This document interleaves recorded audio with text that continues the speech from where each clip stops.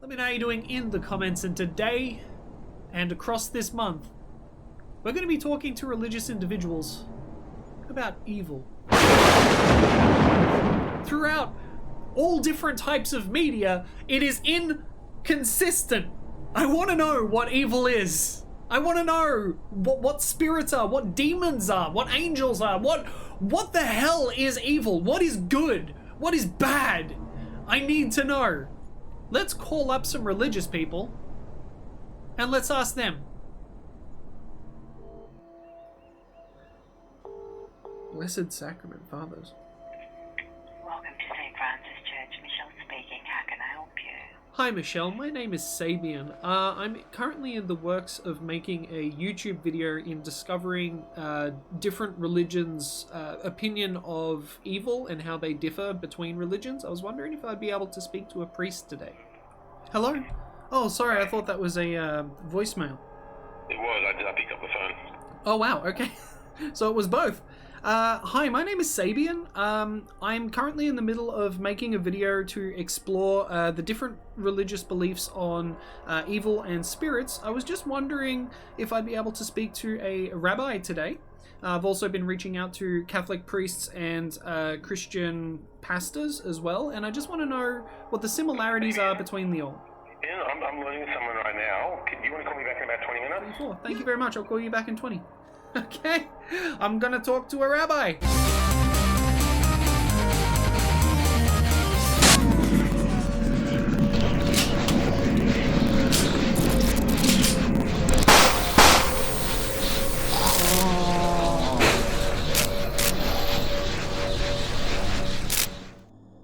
Alright, we are 30 seconds away from calling back a Hebrew congregation. So I want to find out exactly how, in the Jewish religion, they interpret evil. Are there spirits? Are there demons? Who knows? Are there rituals? Cool. Here we go. We're calling.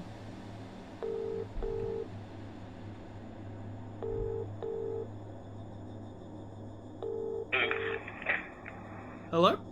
Hello? Hi, this is Sabian. I was told to call back in 20. Yeah, you were going to call my mobile. Was I? Sorry. Okay. Alright. Sorry, I've had 21 calls today, so That's okay. I'm a little lost. What's up? Are you available to call to talk here, or would you like me to call you on your mobile? I can talk now. All right. I'm a tiny bit distracted. I've been personally, but I'll do my best. Go for it. Okay, so you are a rabbi? I am. Okay, so I have some questions about your religion and how you interpret evil in regards to spirits, evil, or evildoers, or anything of the sort. Because I've been thinking quite a lot about the Christian and the Catholic religion in terms of how they interpret it, and I'd like to see if any of those cross over, if there's some similarities between like the three religions.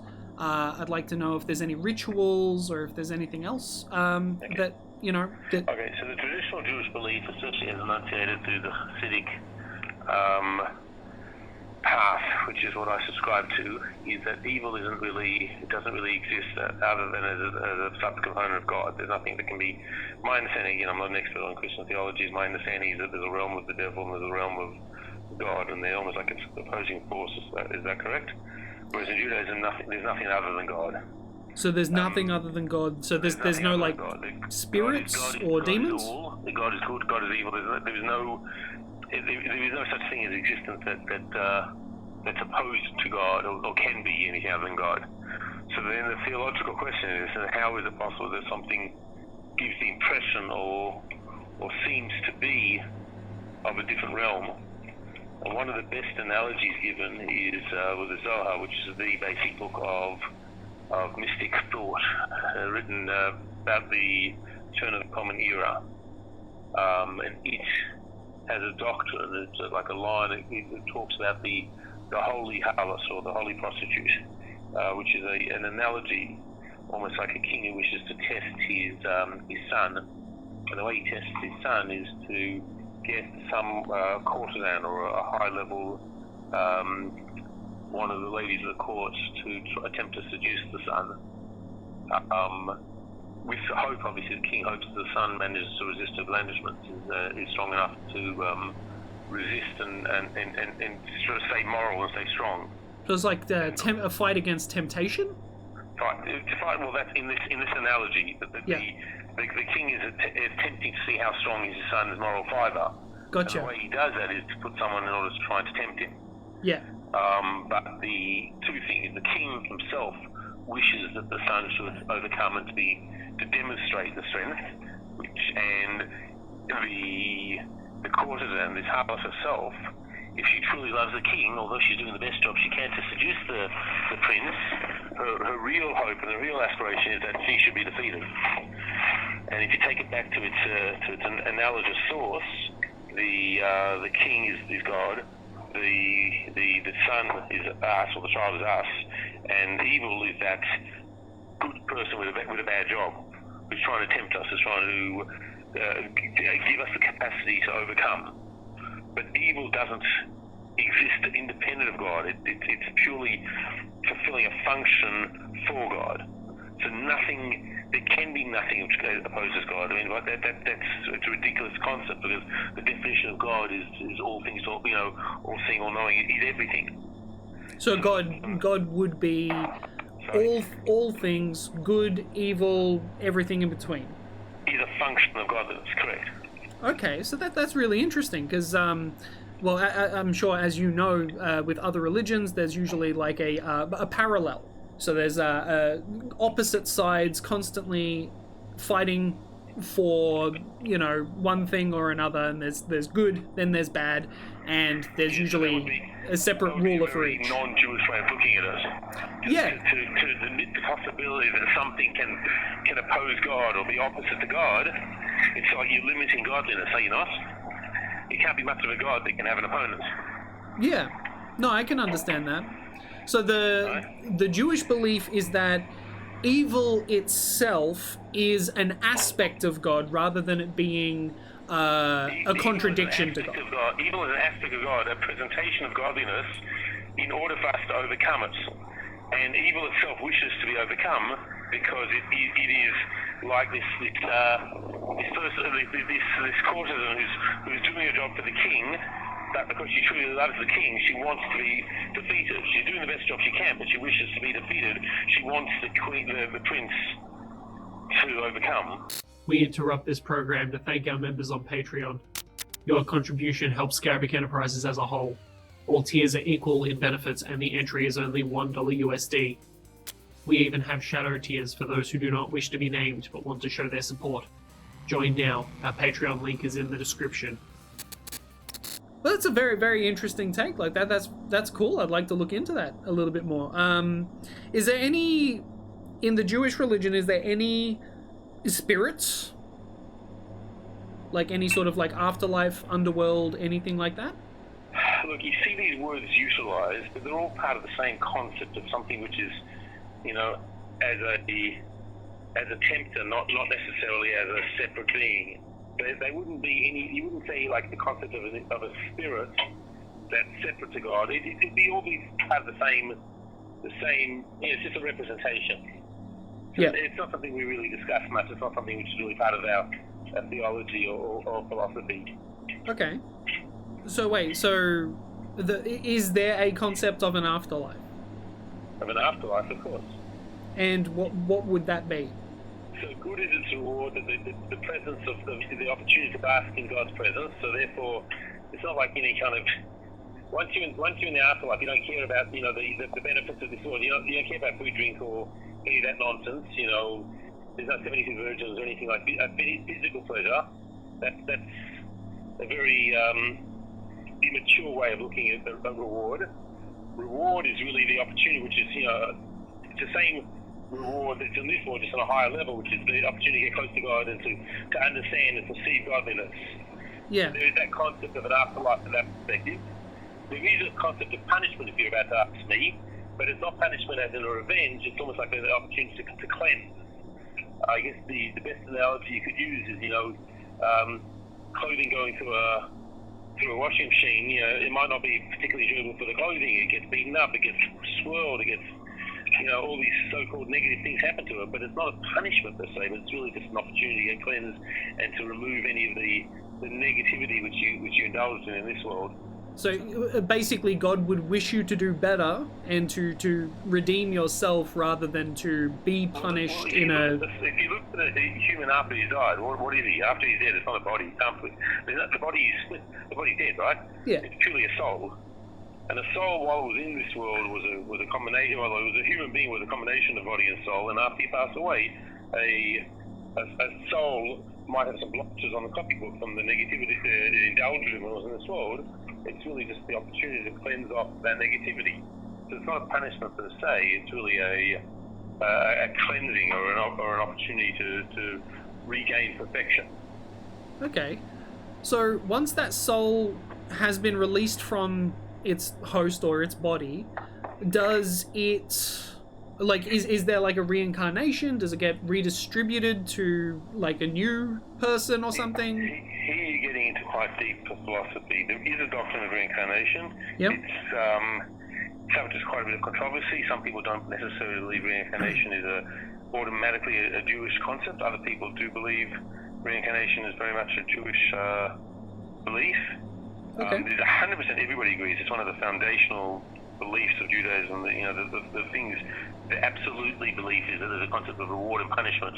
Reward and punishment clearly means, like I told you, the world to come, but whether that means you come back in another guise, people of Hasidic persuasion would probably be more inclined to believe that. Other people might say it's not necessarily a fundamental Jewish belief. So Okay. That's an easy way of saying is yes, there's a great amount of discussion about reincarnation, but not everybody necessarily subscribes to that. Well, I guess that's why there's separate sects as well, where they've got variations of beliefs, right? Yeah, pretty much. Oh yeah, cool. Well, thank you very much for your time. I really appreciate this. This has been very insightful.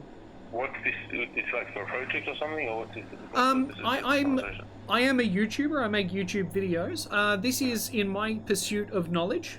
I like to know things just in general. I tend to seek things out, and right now I'm just trying to discover the different religions, how they believe, like what is evil in the eyes of the different religions. That's basically it. I'm a neutral party to all of it. Myself am agnostic atheist, but I don't dismiss other people's religions because people can believe what they want if they wish to. And there's some things that have happened in my life that I can't really explain, and I had a little bit of faith in when I was younger. It was more of a Christian Catholic nature, but then I lost faith. And then I've also known some people that were Jewish. I've done some rituals. There was a lot of... I don't remember exactly what it was called, but I had a very nice kosher meal. That there was a set of candles that we had to light in a specific order across the meal, and then there was a prayer that was also spoken before and I believe after we ate. Probably a Friday night meal. Yeah, it was just really lovely, to be honest. Like, but yeah, this is for a YouTube video, and I just wanted to know exactly what evil would be in the eyes of the different religions, because there's such a differing opinion about all of it, and I would like to know if there's any consistencies between them. But this has been very insightful, and I just wish you the best, and thank you so much for sharing your knowledge. Thank you. All the best, everyone. All right, have a good day. Succeeding. I wish you all the best in your search. All the best. All the best. Thank you very much. Bye. Okay, we got some answers. We got some answers. So, the Jewish people do not believe in like a polarizing evil. There's no good and bad that are at each other's throats. It is all God. Everything is God. So good, bad, and evil are all God. They're all aspects of God. They're all connected to God. That's interesting. So I didn't really get much of a clear picture as to whether or not like spirits or demons or any of that sort of exists within their realm, because their beliefs are so different. He did state that having physical pleasure would be a primitive or a like a childish, I can't remember the word he used, but it was like an immature way to think about pleasure in the afterlife. So maybe that was either just his own personal opinion or a stab at the Muslim religion, where you go to the afterlife and there's the however many virgins or whatever. So I'm uncertain as to the motivation for saying that, but I am curious. I'd like to know, because Judaism, Muslim, Catholic, Christian, they all have, the ground roots are the same, but then they split off into the world, and they all have their own beliefs, they all have their own rituals and their own books that they go by and everything. But it's just really interesting that I believe for the most part it is one God that they do believe in. They just have differing opinions of how it plays out and what has happened in their across that. But that's not what I was getting at today. Today I'm trying to figure out exactly what is evil, because I've got a better understanding of like a Christian or Catholic viewpoint, but I want to hear it from them. I want to hear it from the horse's mouth, so to speak.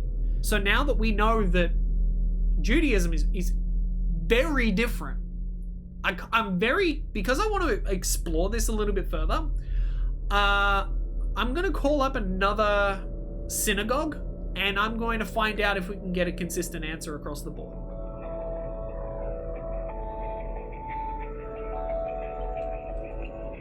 Caulfield Children.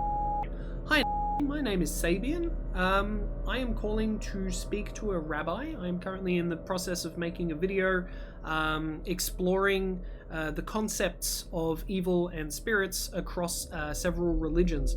I just got off the phone to Yep. Yeah, I know which rabbi. Hold on 1 second. Okay.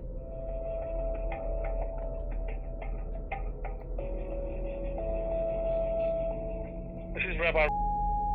Hello, nice to meet you. I am Sabian. I'm currently making a video exploring the topic of evil and spirits. I just got off the phone to a separate rabbi, and I found out that the Jewish religion is very different to, like, in their beliefs to, like, Christians and Catholics and Muslims in terms of... Sorry, did you speak to? Sorry? Which rabbi were you speaking to, sorry? A rabbi in Moorabbin. A rabbi in Moorabbin, sure. And how can I help you? I'm just very busy over here at the moment. Anything I can do to help you? Oh, I was just, if you're busy, that's fine. I was just exploring the concept of evil, if there's spirits, if there's demons, and I was just wondering if those concepts apply to Judaism. It's bigger than a conversation on the phone. I'm just really sorry. There's so much going on at the moment. That's okay. If you're busy, I understand. I can have a chat with you. Thank you. Bye-bye. No worries. Bye. Damn. Darn. Alright, let's try Catholicism one more time.